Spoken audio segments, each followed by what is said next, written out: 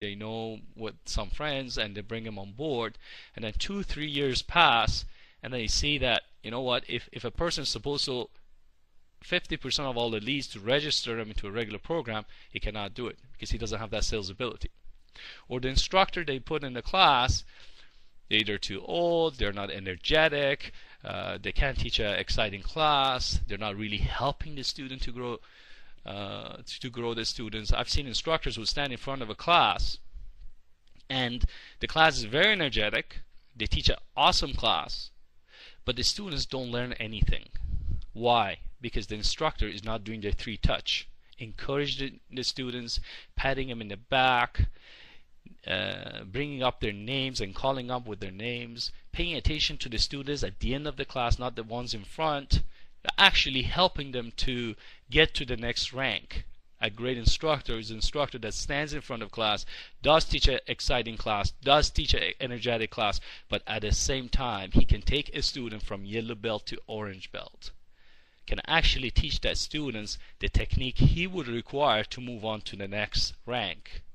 We know, all of us know, that the students will never quit if they are progressing. We all know that if I can take a student from white belt to black belt and always teaching him something new, and if he actually gets better at it, I will be able to keep that student for 4 or 5 years. We all know that. So you have to make logical decisions in your business. You have to be that kind of individual. If you're not, you would need to work on that. Also, for firing or letting go of as staff members, you can again be emotional. You have to think logically that that person really suits your business. A lot of times somebody works for you or somebody's been with you for a long time, but they're really not happy to be working there. You might keep them there because you're attached to that person, or that person's been with you for a long time, but it's not good for that individual either.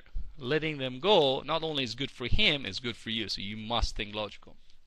Other thing is you need to be educated. By self-educating yourself continuously. Don't stand back and say, you know what, my strength is teaching classes, so I would not want ever to learn anything about accounting. Don't ever think that you can just teach classes and allow somebody else to take care of your marketing and you have no idea of how they're doing it. As an owner of a business, you must have an idea of how things works. You've seen that in the past. It is exactly the same as not knowing anything about instructing or teaching a class and put an instructor up there, and then he doesn't know what he's doing, but you wouldn't know either. So you watch him and say, okay, great class, but really he's not doing a great class. So you must be educated. You must be educated about finance. You must be educated about cash management. You must be educated a little bit about marketing and SEOs. You must be definitely educated how to systemize your martial arts school, how to read a report. You must be educated. So what I've done in the past 10-20 years, every time I've gone to a seminar or a convention or the books that I read from other industry, I'm continuously self-educating myself. If I don't read at least 10 articles or 1 book a month, I can't do it. Like, I'm used to it now. I really like to learn and learn how others do things, and by implementing the things I learn, it actually keeps it exciting for me. So instead of me just reading a book and never implement anything about it, I just try to everything that I learn and go and implement. So I think in order for you to build a successful business is very important. Also, you need to be a people person. I've seen schools with 80 or 100 students and they never grow. I talked to them 10 years later, they still have 65 students. 15 years later, 20 years later, still have 65 students. Why? How could that be even possible? How can you have 50 students forever? You really need to be a people person, and people must love you and care for you. That's what a martial arts school business is all about. It's about caring about other people's and people caring about you. So what kind of individual you are, check that out. Do people talk bad about you? Our people are talking bad about your instructors. Now with the internet, the world of internet, the world is becoming really smaller. Whatever you do in your school or whatever your instructor does in your school, you'll find it on the net the next day. So it's so important. If it was important 5 years ago or 10 years ago, it's even more important now. The people, your community, the people within your school, the family members care about you and love you and want to be with you and want to work with you. And that starts really with your own family members. It starts with your staff, who are the closest people to you. And it starts with your assistant instructors, the people you work with every day. And then it will be your students and it will be the parents, right? It's very important. You can never build a business because a student is not paying and you're in the front counter shouting that no, you must pay, and everybody else is hearing it. You know, the world of business will not work that way. So I'm going to go to the next slide, and that is when we start thinking about building a business. There's two sections to this, really. A lot of people, when they have a lifestyle business, they're working in their business. They're doing their day-to-day operation. You know, whether you're into retail or you're teaching yoga or teaching martial arts, the concept of the business is always the same. There's two sections to any successful business, and those two sections, whether you have 10 students or you have 600 students, are the same thing. You must be working in your business and you must be working on your business. Let's go over some of the things that I mean by working your business. For example, you set up your own SEO. SEO is search engine optimizations, where Google can find you and you can generate leads. When the students become C students, Perfect Mind has a great ability to rate your students.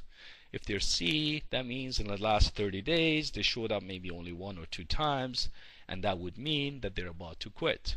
Now, who makes the call? Are you making the calls? I hope you are doing at least some, at least if you have less than 100 students.